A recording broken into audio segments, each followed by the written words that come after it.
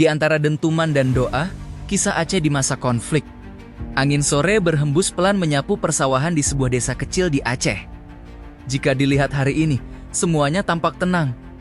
Anak-anak berlarian, suara azan menggema lembut, dan para petani pulang membawa hasil panen. Namun 20 tahun lalu, suasana desa ini sangat berbeda. Namaku Ridwan.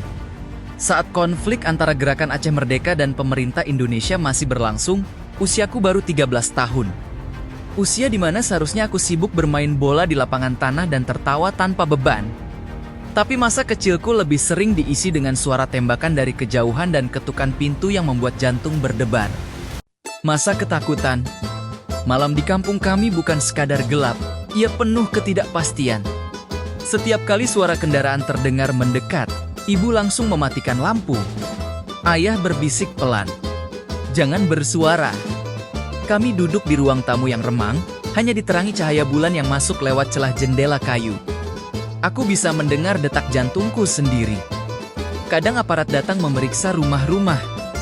Kadang kabar beredar tentang pemuda desa yang pergi ke hutan dan tak kembali dalam waktu lama. Orang-orang berbicara dengan suara pelan, seakan dinding pun bisa mendengar. Sebagai anak kecil, aku tidak benar-benar memahami politik atau sejarah panjang yang melatar belakangi konflik. Jang aku tak hidup terasa seperti berjalan di atas kaca tipis, sedikit saja salah langkah, semuanya bisa pecah. Sekolah sering diliburkan, guru-guru takut bepergian jauh. Pasar sepi, banyak orang memilih tinggal di rumah. Di tengah situasi itu, satu-satunya yang membuatku tenang adalah suara doa ibu setiap malam. Ia selalu berdoa agar Allah menjaga keluarga kami dan menghadirkan kedamaian. Pemuda yang pergi ke hutan. Di ujung desa ada seorang pemuda bernama Hasan.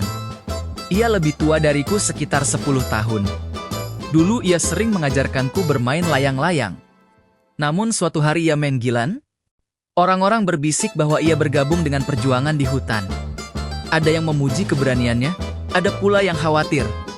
Hasan bukan orang jahat, ia hanya merasa marah.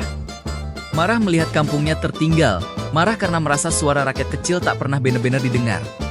Tapi di balik kemarahannya, ada seorang ibu tua yang setiap malam menunggu di depan rumah. Menatap jalan tanah yang sepi, berharap anaknya pulang. Konflik membuat setiap orang berada di posisi sulit. Tidak ada yang benar merasa aman. Tidak ada yang sepenuhnya merasa menang. Hari-hari yang panjang. Waktu terasa lambat. Tahun demi tahun berlalu, ada kabar tentang operasi militer. Ada cerita tentang baku tembak, ada rumah yang rusak. Ada keluarga yang kehilangan anggota tercinta. Di desa kami, rasa takut menjadi bagian dari rutinitas. Namun anehnya, kehidupan tetap berjalan. Petani tetap turun ke sawah. Anak-anak tetap bermain meski kadang harus berhenti ketika mendengar suara mencurigakan. Ibu-ibu tetap memasak, tetap tersenyum, meski mata mereka menyimpan kekhawatiran. Aku tumbuh dalam suasana seperti itu, belajar bahwa hidup tidak selalu tentang kenyamanan, tetapi tentang bertahan. Harapan yang datang perlahan. Tahun 2004, Aceh diguncang oleh musibah tsunami. Bencana besar itu menyapu banyak wilayah dan meninggalkan luka yang luar biasa. Namun dari tragedi itu, sesuatu mulai berubah. Perhatian dunia tertuju ke Aceh. Bantuan datang dari berbagai negara. Orang-orang dari latar belakang berbeda bekerja bersama. Di tengah duka besar itu, muncul percakapan tentang perdamaian. Dan pada tahun 2005, kabar yang lama dinantikan akhirnya terdengar. Perjanjian damai ditandatangani di Helsinki. Aku masih ingat hari itu. Ayah duduk di depan radio tua kami, mendengarkan berita dengan wajah tegang. Ketika penyiar mengumumkan kesepakatan damai, ayah menghela napas panjang.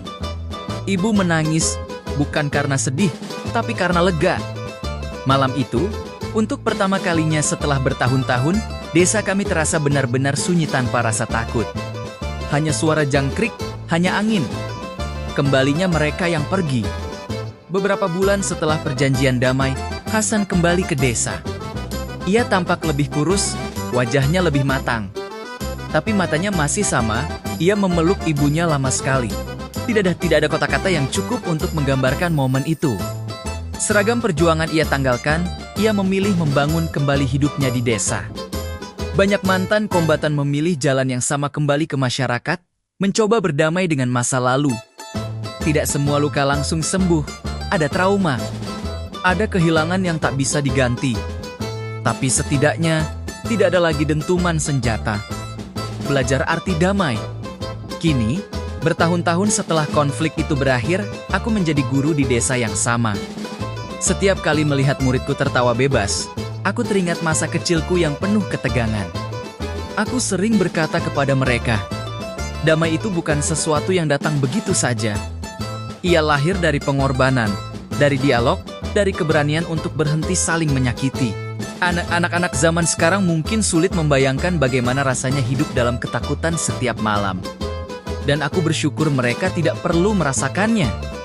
Karena generasi baru berhak tumbuh dalam ketenangan. Konflik di Aceh adalah bagian dari sejarah panjang yang penuh kompleksitas tentang identitas, keadilan, dan perjuangan. Namun lebih dari itu, ia adalah kisah tentang manusia. Tentang ibu yang menunggu anaknya pulang. Tentang anak kecil yang ingin sekolah tanpa rasa takut. Tentang pemuda yang mencari makna hidup.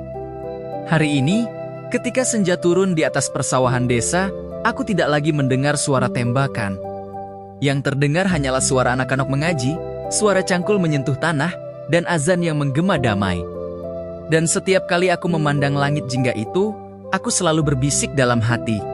Semoga damai ini tak pernah pergi lagi.